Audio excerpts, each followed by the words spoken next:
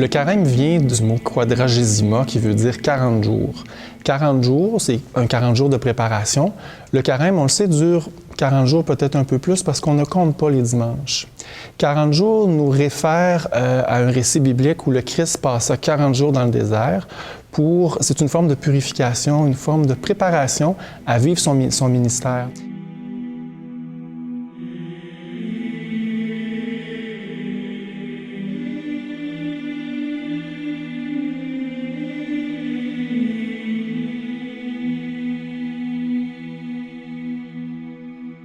Et nous aussi, ce 40 jours de carême est un 40 jours de préparation afin de vivre le mystère pascal qu'on va célébrer à Pâques. Pourquoi, dans le fond, le carême? Bien, c'est un temps de préparation. Un temps de préparation qu'on va vivre de plusieurs manières, par le jeûne, la prière, par l'aumône aussi, la pénitence. C'est un temps qui va nous permettre de se préparer à vivre le Triduum pascal. Se préparer de façon extérieure, bien sûr, mais surtout de façon intérieure. Et comme le dit Joël dans la lecture du mercredi des Cendres, déchirez vos cœurs plutôt que déchirer vos vêtements. Donc, c'est une préparation davantage du cœur qu'une préparation extérieure. Bien sûr, on est incarné, on doit aussi manifester par l'extérieur notre carême, mais c'est beaucoup de l'intérieur que ça se vit.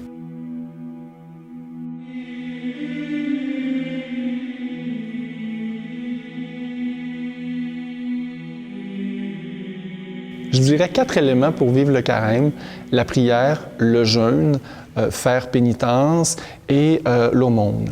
Si on commence par la prière nous rappelle qu'on est enfant de Dieu et ce dialogue avec le Père se recrée, se refait. Et le temps du carême est un temps pour justement recréer ce lien-là qu'on a, ce lien avec notre baptême. Et la veillée pascale va l'amplifier parce que justement, on va célébrer, quand on le peut, un baptême également et on va se rappeler ça. Par la pénitence. Faire pénitence veut pas nécessairement dire s'arracher les cheveux sur la tête, mais c'est vivre un petit peu plus de sobriété dans notre vie. Prendre ce temps-là pour se regarder soi, regarder nos relations avec les autres, regarder notre relation avec Dieu. Revenez à moi de tout votre cœur, dans le jeûne, les larmes et le deuil. Déchirez vos cœurs et non pas vos vêtements, et revenez au Seigneur votre Dieu. Faire l'aumône, on peut penser que c'est une question d'argent, que c'est une question de nourriture. Mais faire l'aumône peut être, donc c'est se tourner vers l'autre d'une façon nouvelle ou un peu différente, pour se recentrer sur le Christ dans notre relation avec l'autre. Ça peut être visiter une personne seule, surtout dans notre société d'aujourd'hui. Beaucoup de personnes vivent la solitude, ça peut être ça, ça peut être autre chose.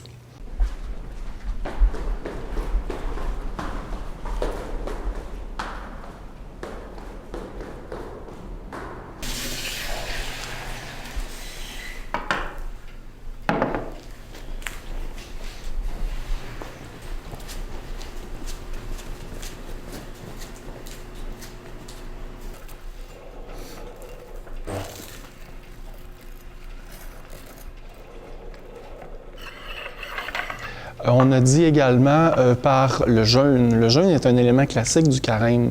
Cependant, il faut faire attention, le jeûne n'est pas seulement qu'une question de privation de nourriture, mais c'est une question de, je dirais, revoir son contrôle à la nourriture ou à autre chose. Comment on contrôle ce que nous sommes, ce qu'on est, par rapport à Dieu également. Parce que ce qu'on ne contrôle pas, ça veut peut-être dire que quelqu'un d'autre qui le contrôle.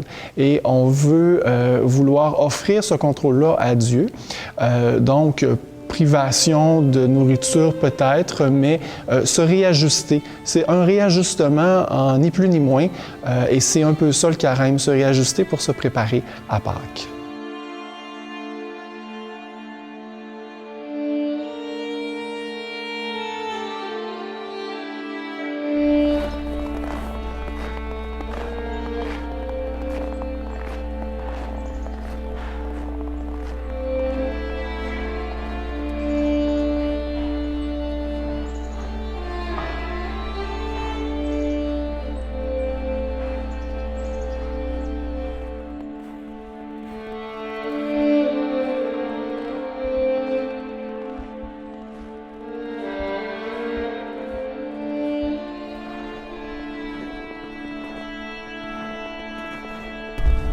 Tu sais, pour le dimanche des rameaux, on utilisait des branches soit de cèdre ou de sapin en Nouvelle-France. En fait, on utilisait un arbre qui reste vert toute l'année. On n'avait pas les palmes comme on a aujourd'hui. Pour annoncer cette venue triomphante, pour acclamer le Christ, quoi de plus beau qu'un sapin? Je pense que même encore aujourd'hui, on pourrait se permettre au Québec d'utiliser des branches de sapin ou de cèdre qu'on prend chez soi ou dans une forêt près. Ce serait génial.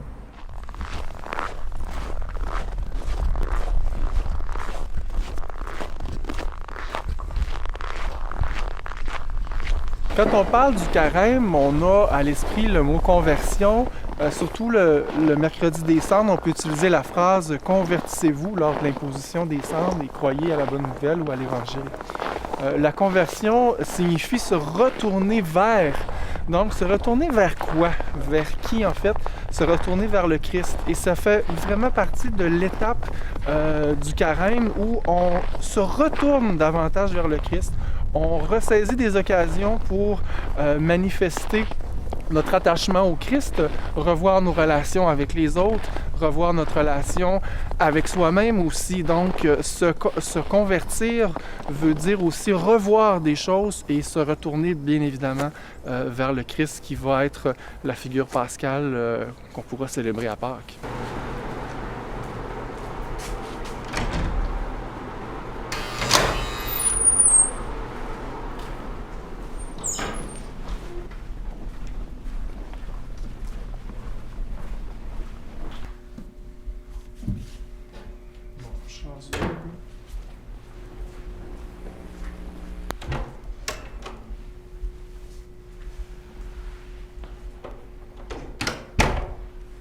Le carême se vit aussi liturgiquement, il se vit par la couleur violette. On le voit ici à l'autel où on a placé sur le voile du tabernacle, on l'a mis en violet. Le violet nous rappelle ce temps de pénitence, ce temps d'attente aussi, ce 40 jours de préparation, on l'a vu en vue donc de Pâques qui s'en vient. Et cette couleur-là va rester jusqu'au dimanche des rameaux. Dimanche des rameaux, on va célébrer en rouge. On va revenir en violet et le Triduum pascal va avoir ses propres couleurs également.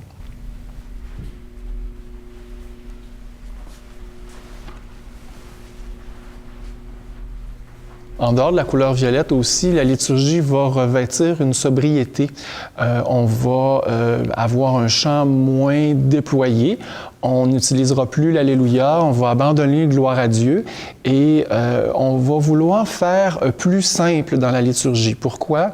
Parce que les textes liturgiques, les évangiles en particulier, sont d'une bonne richesse et on veut les magnifier davantage.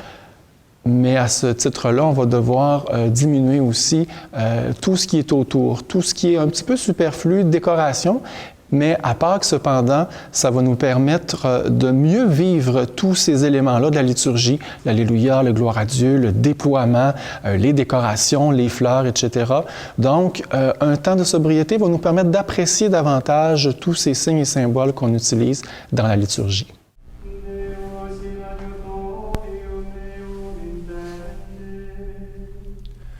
Domine ad adiuvendum me festina. Gloria Patri et Filio et Spiritui Sancto. Sicut erat in principio et nunc et semper et in saecula saeculorum. Amen.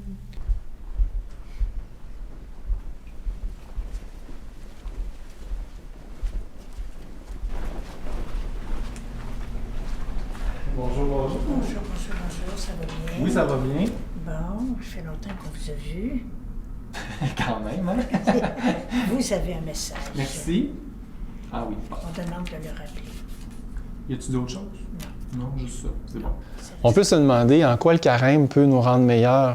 Bien, le carême, c'est assez simple. Il peut nous rendre meilleurs parce qu'on se retourne vers le Christ. On fait des actions pour essayer de mieux vivre notre vie de chrétien.